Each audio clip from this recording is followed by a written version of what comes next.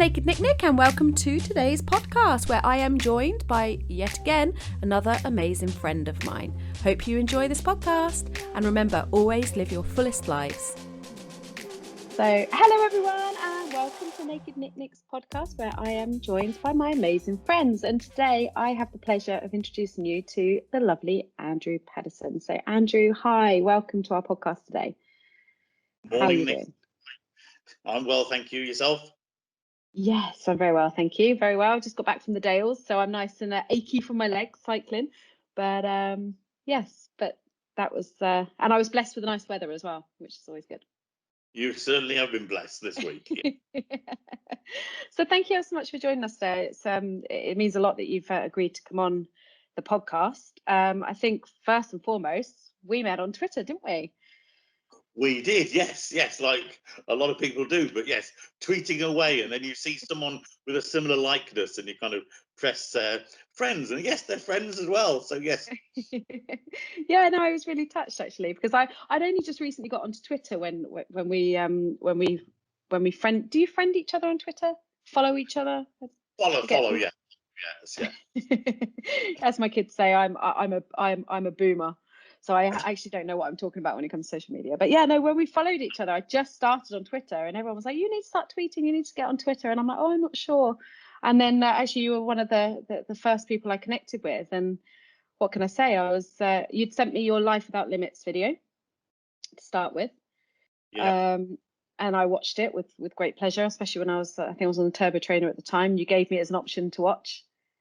And yeah, I was really, really moved by your story. So tell us more about your Life Without Limits video. What is it for our podcast listeners today? Right, well, Life Without Limits was filmed whilst I was trying to hand cycle the North Coast 500, which is 500 miles around the north coast of Scotland. Yep. It's a well-known route for cyclists, and also a lot of camper vanners and motorcyclists actually. But it's right on the top of the north coast of Scotland, as it implies. And I was hand cycling around there in 6 days. Fantastic. So, and you say a hand cycle, so you hand cycle all the way around? I'm a hand cyclist. Why was that? Yes. Hand cyclist. So you have a special bike, I'm assuming? I have, yes. I've got a couple of bikes now. I think I've got about 3 bikes. It's like that. What? How many bikes should you have? It's N+1, isn't it? Yes. Or it's always go for the same colour so the partner doesn't know you've got a new one. The trouble is, hand bikes are slightly big. They're bigger than normal bikes because they've got 3 wheels. Therefore, you can't really hide them in the back of the garage or anything like that. So yeah, but no. If your listeners aren't quite sure what a hand bike is, it's where you kind of lie down or you sit down basically, and you pedal with your arms. Crumbs. Biceps of steel. Well, yes and no, because unfortunately I've got no elbows.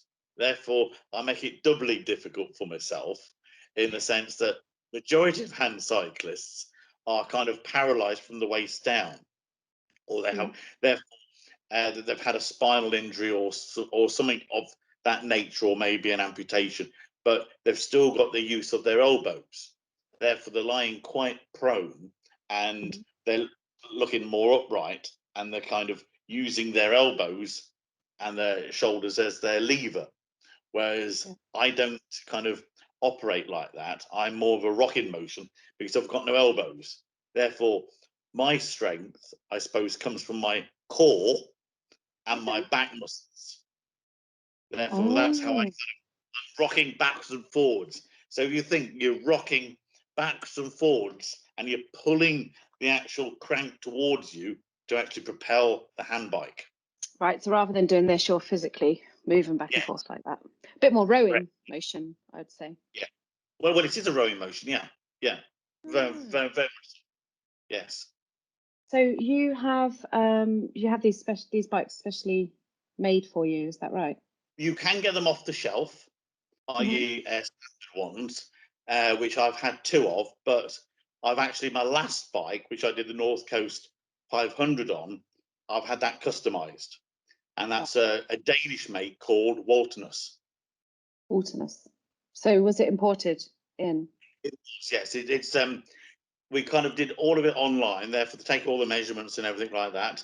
And then they actually design and make the bike to my specifications in Denmark, and then they ship it across. Wow. And how long did that take to be made and shipped across?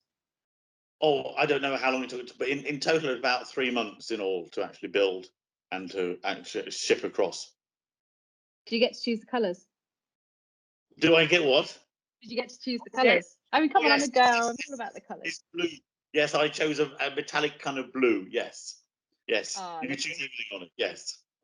Yeah. For the price, you better choose the colour, I tell you. I bet that was not. Yeah, I bet that wasn't cheap at all. But you know what? It's your passion, right? So. And how long have you been cycling for? Oh well, I've been cycling for. I started off on a trike. Therefore, I started most probably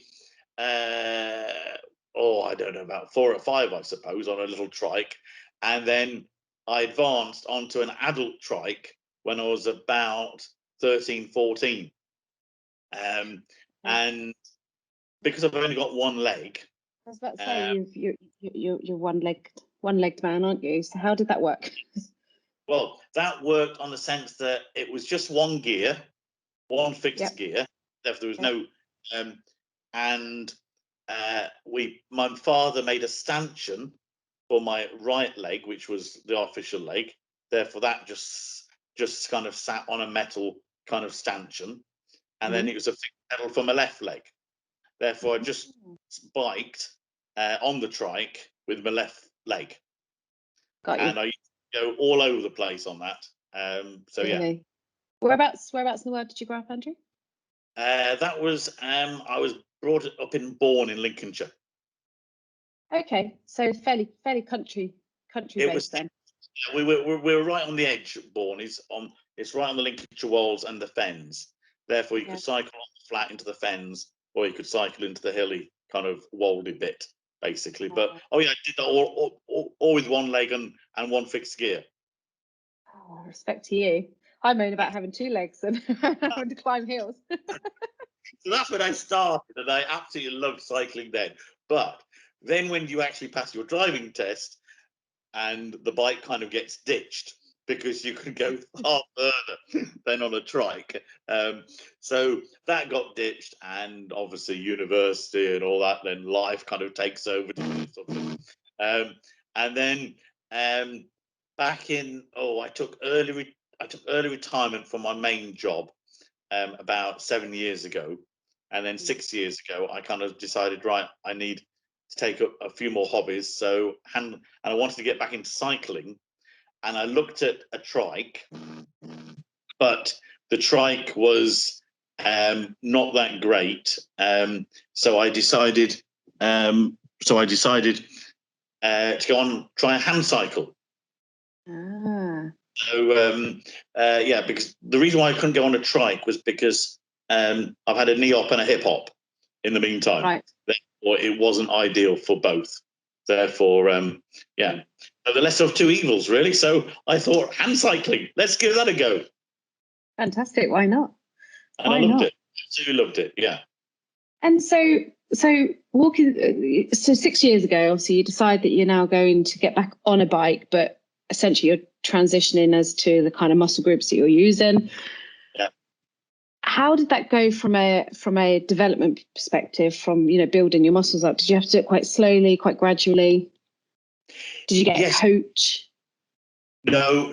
I've done it. I do it my way. Because how can I put it? I'm rather unique in the sense that there aren't that many of me about, in the sense that all my bones are different to yours. Yep. I don't think I've one normal bone above my kind of from my head down in my body. Therefore, all your muscles and ligaments have developed differently to actually deal with your skeleton. Right. Okay. So literally, so for our listeners, we'll just clarify. Andrew was born with thalidomide. Is that the right way to say it? You were born with it, or you are? Well, I'm a thalidomider, if you want to. Thalidomide was the drug that expectant mothers who had severe morning sickness took. Yeah. And unfortunately, there was a side effect to that, and it affected the bones, I suppose, of the babies. Fetus. Yeah. Okay. Yeah. Thank you for that. So just clarifies for our listeners why your body is so different to ours. So you're saying that obviously because of that, the way your bones have grown, the muscles are different shapes, I'm assuming? Yes. Different sizes, things like that. So essentially there's we can't just look at a textbook version of humans for you, can you? You're so unique. Unfortunately, no. Therefore, you can't go. Therefore, if you went to a coach and said, this is what you need to do, well, it wouldn't really apply to myself because I cycle totally different to anyone else. And also I'm using muscles different to anyone else. If people cycle like me, they'd still be using their arm muscles, but I don't use my arm muscles as such. Yeah. So literally, you just had to teach yourself. Like with everything I've done in life, I've taught myself. Yes, yeah. It sounds what you were saying about your dad as well, creating the right positioning for you to be able to cycle on a tricycle. I'm assuming you've had a lot of support growing up and people around you. Father was extremely practical and a very outdoorsy sort of person. Therefore, he wasn't one for sitting down. Therefore, we always had to get up and do things. Therefore, it was always a can-do attitude, in the house, not kind of sit down and watch TV. Good. And do you think you've taken that on board? Because I think one of the things that really drew me to you as soon as you sent me your video is just how positive you are about life, and you just strike me as somebody who's, you know what, this is it, this is life, make the best of it, make the best of every situation. That's what I sensed from you through all of our interactions. Do you think absolutely. That's fair? It's very fair, very, very fair indeed, Nicola. Yeah, well, you've got to get on with it, have you? It's no good mooching about, is it, and feeling sorry for yourself. You just kind of get on and do things. Which you can. Yeah. Everyone can do something, can't they? True, very true. Yep, and you know what? We've all been dealt a card.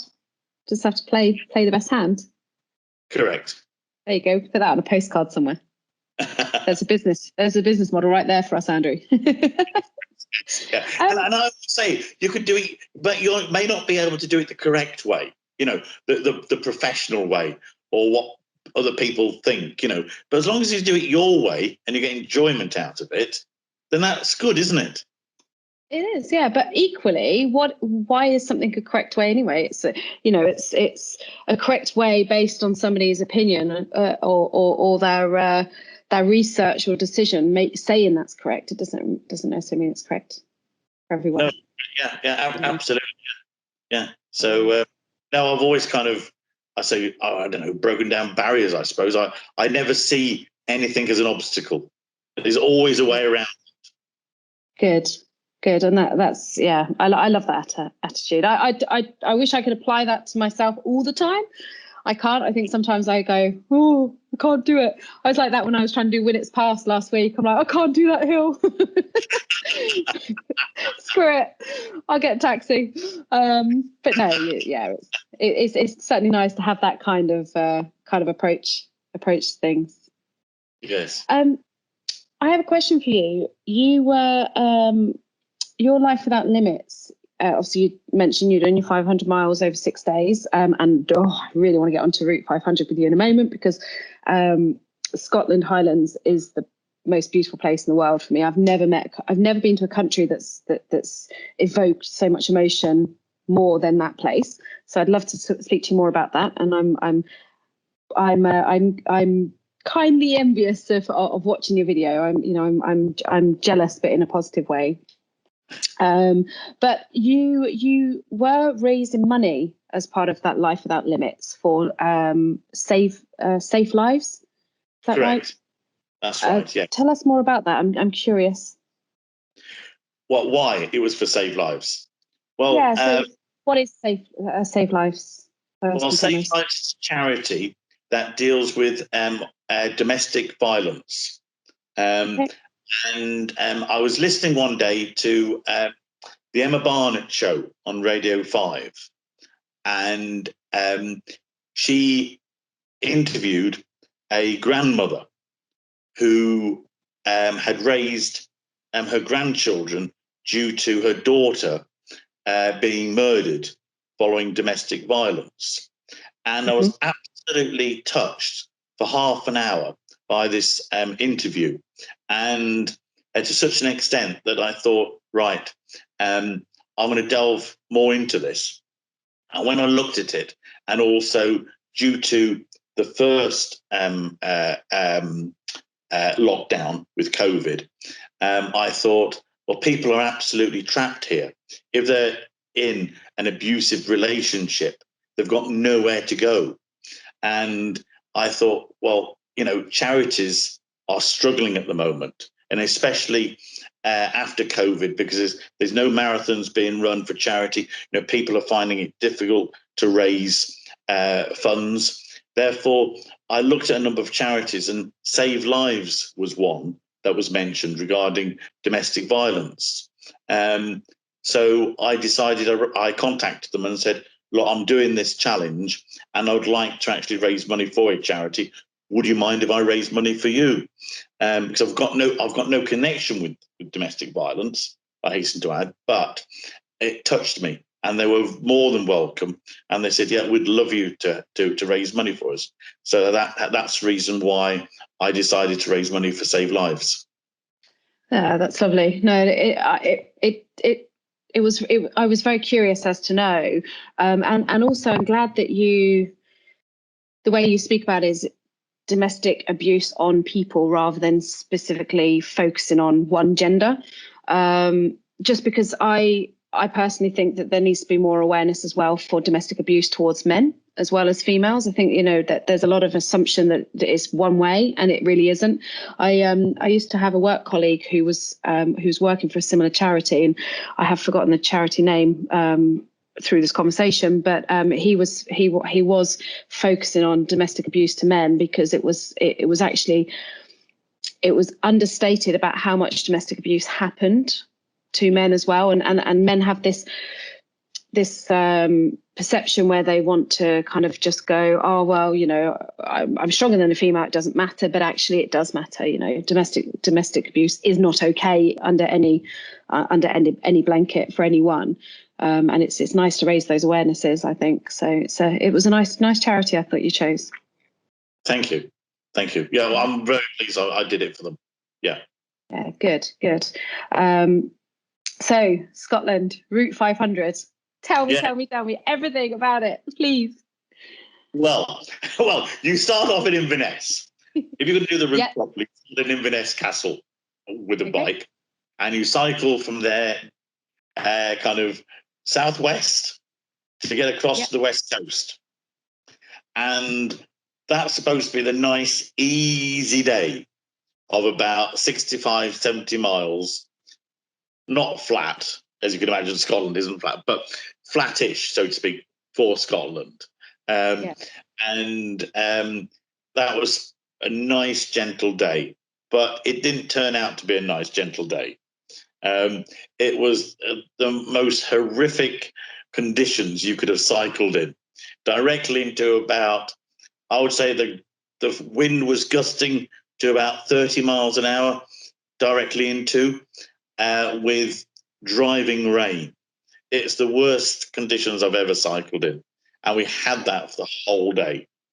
It was relentless.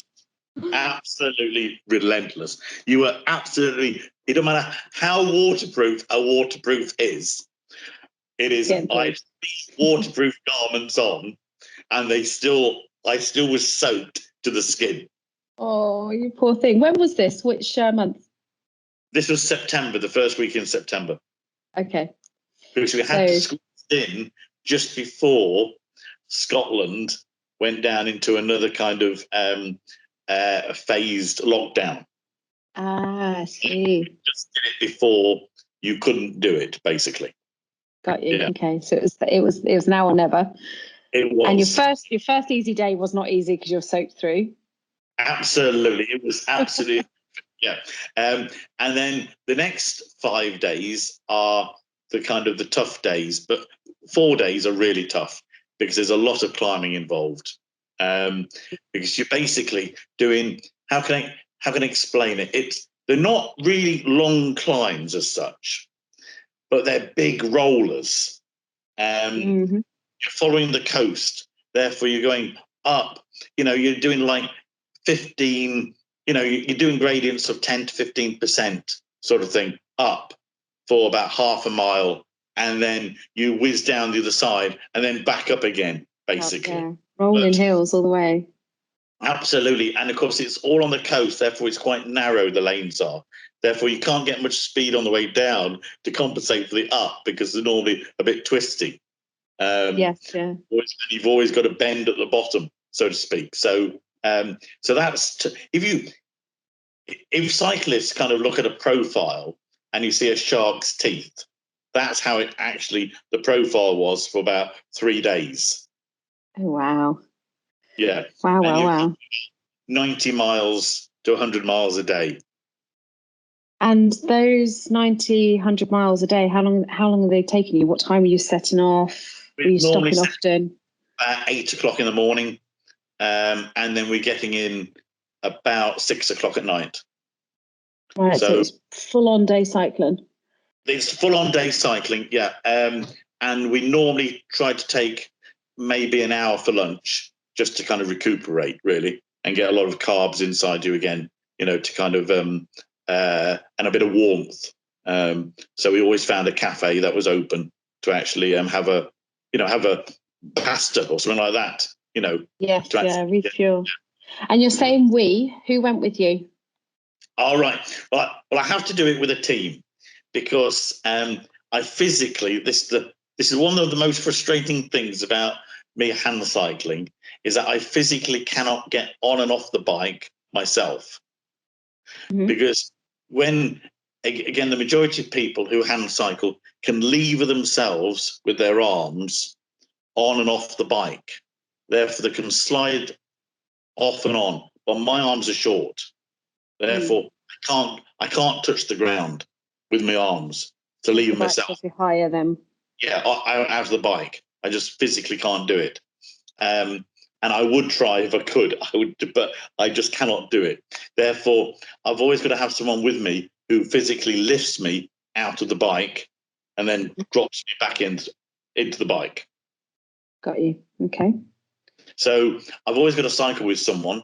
Therefore, I've kind of set up a Team Paddison to do these challenges. So brilliant. I have another cyclist who always cycles with us. And this time I arranged that we'd have another four cyclists to come along. Now that was a dear lady called Helen Millier, who lives in London, Claire Lilly, again, who lives in London, and then 2 from our cycling club up here, Alan Roberts and Steve Evans. So brilliant. Great team. It's always helpful when you're doing a challenge like that, because say for instance, you got the headwind, haven't you? Therefore you can take it in turns to be at the front. So it really does help. And also you can kind of, it's the banter as well. If you're doing it solo, then it's even tougher than what it is now. But you can bounce off each other as well. That helps. Yeah, I think you need that, especially when you're doing something so intense. Absolutely. We got 2 of them. We got Emma Dyson, who runs Mellow Jersey Cycling Tours, and they've helped us a lot because they bring the support vehicle along, and they kind of give us snacks about every 25 miles, something like that. So So we have a quick break for a cup of tea or relieve ourselves and get the snacks on board again. Then off we go. And how did you meet all of these people? Well, obviously the cycling club, and then Emma I met the year before, because the year before I did Land's End to John O'Groats. Okay. And I was looking for someone to actually help me organise that. And I approached a number of tour companies, and they just were not interested in a hand cyclist at all. And the only person that was remotely interested and said, yes, I'm willing to do this. Yes, I'll give it a go, was Emma Dyson from, as I say, from Mellow, Jersey. Therefore, and we've become very good friends. And the other thing is, the great thing with Emma, she's a masseuse. Apart from being a very accomplished cyclist, apart being a very accomplished cyclist, she's a really good masseuse, which means that after every day, my shoulders and back were massaged. Lovely. Is she local to me? Great. That is great help, that is, I tell you. Emma, if you're listening, I live in Ealing. Feel free to come on over. She's just moved to Bristol, so that's a bit too far. Man. I know. So what Yes. So you're saying that other operators weren't interested in helping you with the jog? Why? What they weren't interested in hand cyclists. Why? I think it was. I don't think it was hand cyclists. I think it was maybe they weren't quite sure on your ability, and also maybe from an insurance perspective. But they just kind of they just weren't kind of interested in doing a one for me. It had to fit in with their specific tour that they were going to do. But I wanted it tailor-made to myself. Yeah. And like Emma, you said, you're not the standard human being, so you need something more bespoke. So anyway, I got in touch with Emma, and she was well up for it. So everything happens for a reason. You now have an amazing friend from it. Absolutely, yes, quite right. Yeah. So she came with us, and a boyfriend, Tony, who's a very good cyclist. Therefore, he kind of and he's done the North Coast 500. Therefore, he led us round basically, and Emma was in the van. So those two really help us with the organisation as well. So it's a good little team. Yes, yeah, it sounds that way as well. You have to keep each other prepped up, especially in that weather. Was it raining all the way through your Route 500? Only for the first day. After that, to cheer up, you could enjoy the scenery then, and it's absolutely stunning. As you referred to earlier, the Scottish Highlands is a very magical place. It's there's nowhere in the UK like it. I haven't found anywhere in the world yet. Well, I haven't been to that many places in the world, but it is absolutely awesome in place. You know, the coast. You know, you have turquoise sea. You have turquoise seas in this country, you know, and white sand. You know, and because it's so remote, it's so quiet. You know, it is really stunning from that perspective. It really is. You know, and you know the greenery as well. You know, because obviously it's quite wet there, but you know, it is beautiful. It really is. Yeah, no, I mean you're speaking everything I always say about the Highlands, and it's one of those things I don't like to tell people about because I don't want it, I don't want everyone to know, but I do because I genuinely haven't found anything more beautiful in the world, and it's the light. I was talking to somebody about this the other day. It's the light there and the stars. They're just so different. They're so different there. It's incredible. I think you don't have any light pollution. And you don't have much pollution at all. Therefore, I think that helps with the light.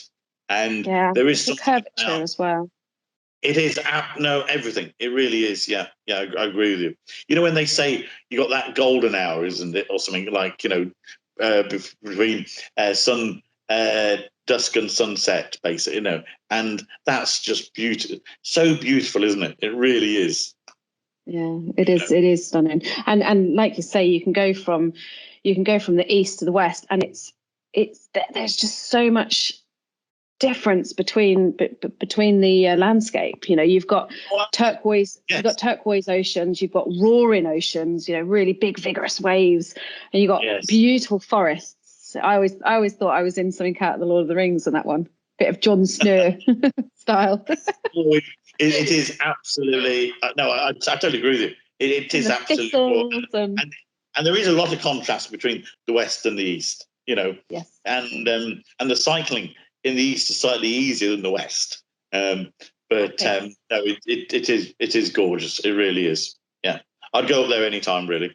Cycle. Oh, good. Do you want to come with me? Because I'm busting to do the Route 500. It's on my big bucket list. Is it? Yeah, I was looking this year. I'm like, right, I need to do this. It's well worth it. You've got the odd 20%er, but which I got stuck on, I must admit.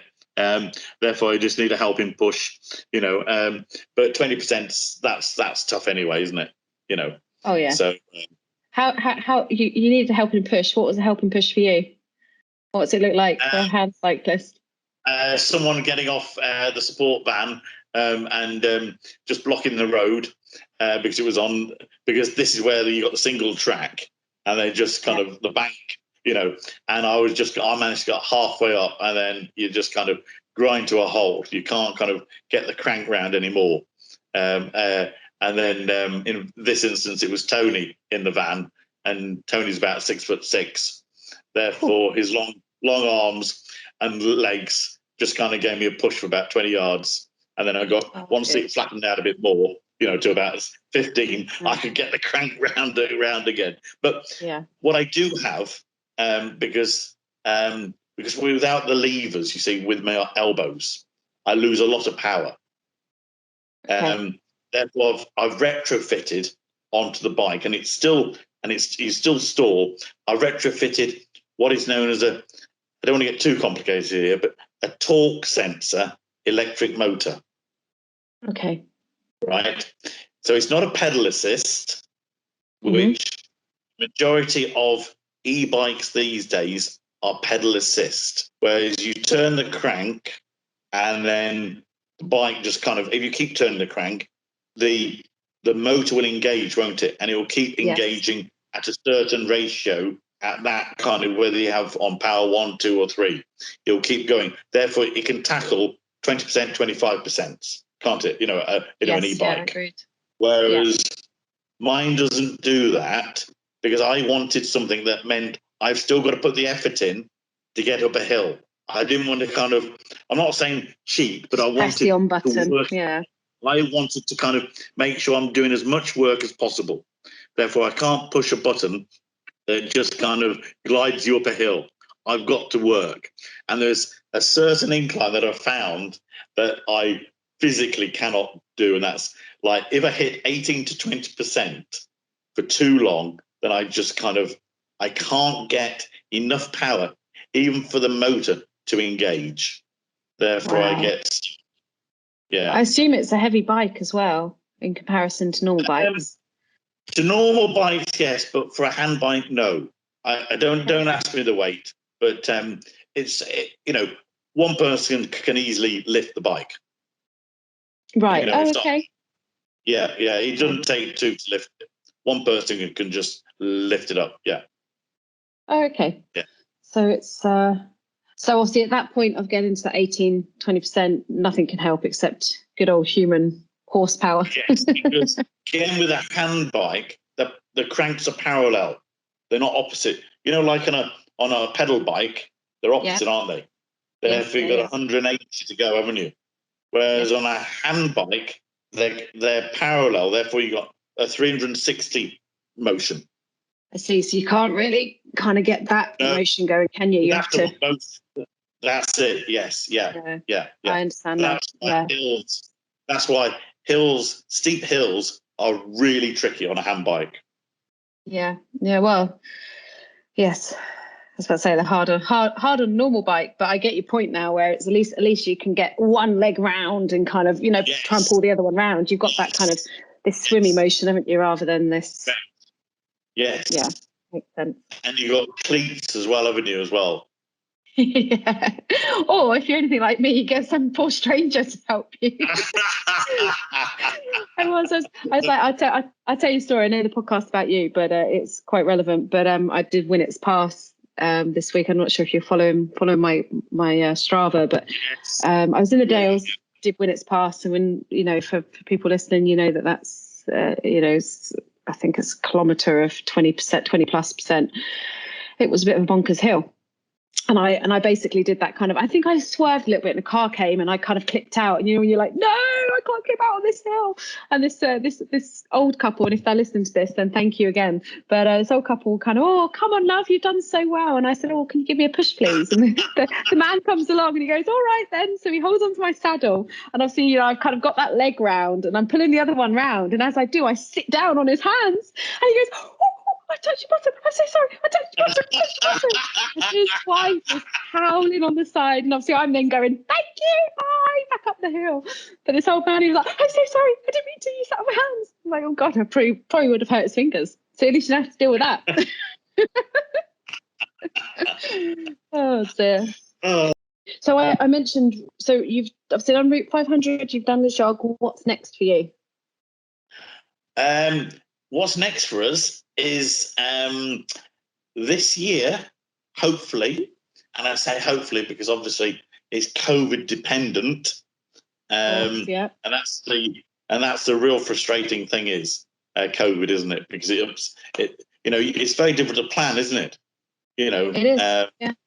So, but last year, you see, I was supposed to have done this last year, and last year I wanted to cycle, become the first hand cyclist to do the race around Ireland route. Oh, okay. Have you heard of that? Just the fact you're saying race around Ireland, I'm listening. Right. Tell me more. There's a race, and it's called Race Around Ireland. And I'm not going to enter the race, but I'd like to try and do the route. The route is 1,330 miles around the Republic of Ireland and also Northern Ireland. Wow. And how long will that take, do you think? You start off to the west of Dublin and then go north, and then you head west. Then you go down the Wild Atlantic Way, or part of it, and then you come back through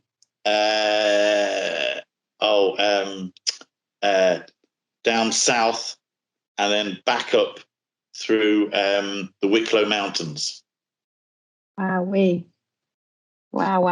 How long do you reckon that would take? 14 days. That's going to be a nice challenge for you. When are you looking to do it? This year, did you say? Yes, we're aiming to start on the 4th of September.